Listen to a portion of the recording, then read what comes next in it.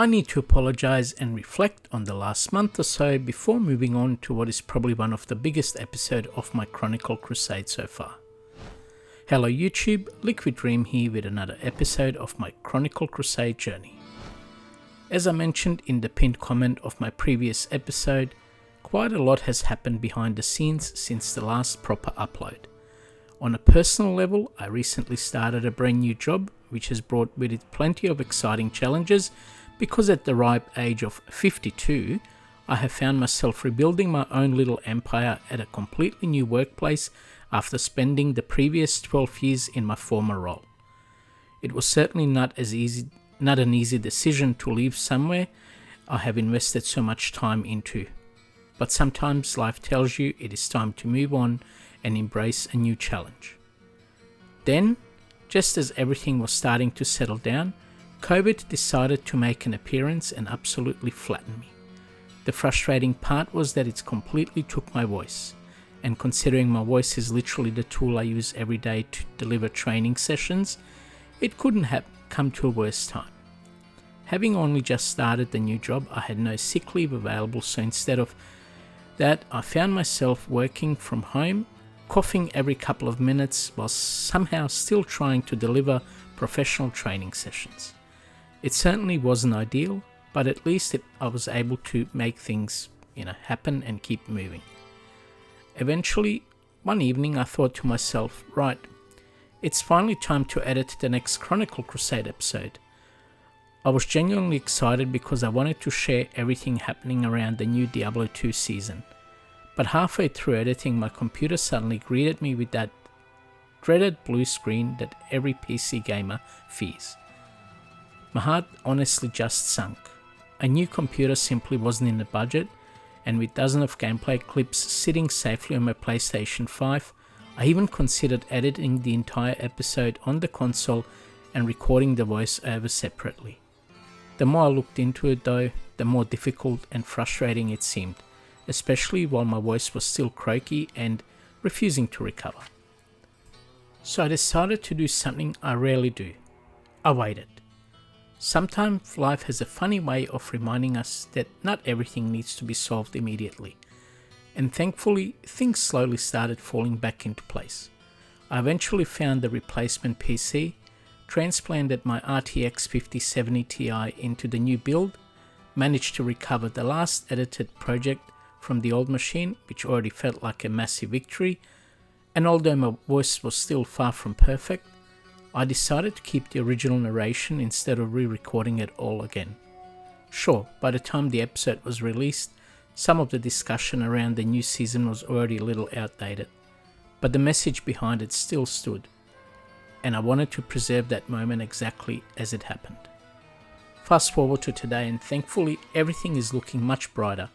My health is back on track, the new PC is running beautifully, and the new job is going really well. And I genuinely believe I made the right decision. They might sound like first world problems, but sometimes they're exactly the sort of hurdles a 52-year-old Gen X gamer has to overcome. And honestly, there was a point where I wondered whether I would publish another video at all. Thankfully, here we are. But you know what? Enough of all that, let's get into our Chronicle Crusade. So once again we found ourselves back at Andariel as we continued the seemingly endless search for those final elusive Holy Grail items. At the very top of my wish list was always the Stone of Jordan, not just because it would tick off another incredibly important grail, but because every offline player knows exactly what comes right after finding it. Diablo clone. Now if you've been following this series, you know that I accumulated close to 100 unidentified rings. And I stubbornly refuse to identify them because I want to make a nice video. Now what I have here is a little fight that just went on a little bit longer. I grabbed the ring and for whatever reason I identified. And it happens to be the Stone of Jordan. I honestly couldn't believe it what happened. There it was. The ring every Diablo 2 player dreams of finding. I was completely speechless, and trust me, you're lucky I'm not recording this live because I was screaming my lungs off. Now to showcase my stupid luck, I was level 96 with 362 magic find, and this was on Players 3. And yeah, I finally found it. The next decision was choosing which character would actually face him, because over the years I've beaten him with Blizzard Sorceresses, Hamadins and even Jambazons. But this time I thought, why not let the assassin have her moment under the sun? Armed with an army of spinning traps that looked more like disco than battlefield, she slowly chipped away at Diablo clone enormous health pool. She certainly wasn't perfectly geared, so the fight took probably a little bit longer than I would have liked it, but at no point did I genuinely feel threatened. Eventually the mighty clone collapsed and rewarded me what every offline player hopes to be seeing lying on the ground. My very first offline Annihilus charm. And to make it even sweeter, it had some really nice juicy stats. Now I love this one because the experience was just one of perfect. The other stats were not too bad, but you know what, I like it. Now we're casually making our way through the River of Flames, which has been one of those farming sessions that I genuinely enjoy because, you know, now with the Annihilus sitting safely in my inventory, everyone also comes with lovely little experience boost.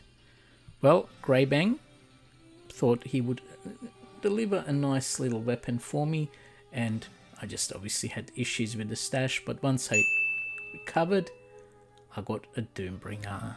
A nice little melee weapon that, you know, is not useful anymore.